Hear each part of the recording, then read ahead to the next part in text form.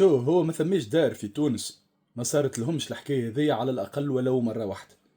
وكنا نعرفوا كي يرجع الماء ما يرجعش نظيف، وتحب له هرهر يا ماء هرهر هرهر هرهر بالاربع دراج بالخمسة دراج باش يرجع لك هكا الماء نظيف. وكنت ديما نتسائل انا بالحق، اسكو السوني داك الفترة هذيك متاع من بعد الكوبور تفكتر فيه الماء على العباد؟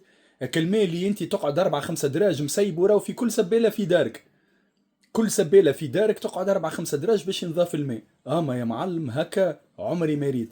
كيما الفيديو اللي باش تشوفوا، السونيت قررت باش تعطي للمراه هذيا حصة من البترول متاع تونس. ما رجعش ماء، رجع بترول متأكد أنا.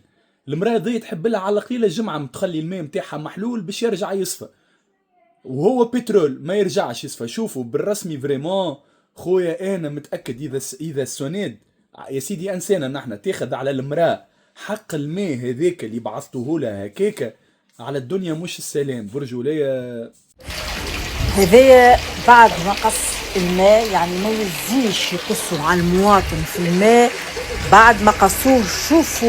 شوفوا شنو رجع، ما نعرفش شنو هذايا. انطوكا ينجم يكون كل شيء الا انه يكون ماء صالح للشراب، وهذاك علاش ماذا بينا كان السناد تورينا التحاليل انه الماء هذايا صالح للشراب. وحسبي الله ونعم الوكيل فيكم انتم. يعني هذايا ماء بالتراب ولا بالقمة باش تشربوه للمواطن، ولا باش يدوش بيه ولا باش يغسل بيه.